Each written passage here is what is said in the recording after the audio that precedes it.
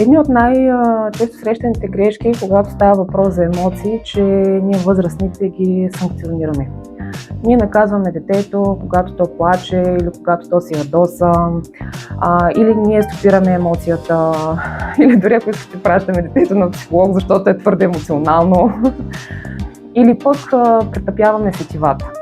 Тук вече влиза идеята и за електронните средства, които в днешно време, за съжаление, са доста голям фактор в нашето ежедневие, дори в развитието на децата. И когато детето е шумно, когато детето е по-раздвижено, му се дава един телефон, който буквално убива възможностите самото дете да бъде експресивно, защото нека не забравяме, че нашите емоции, освен вътре в нас, те се изразяват и телесно.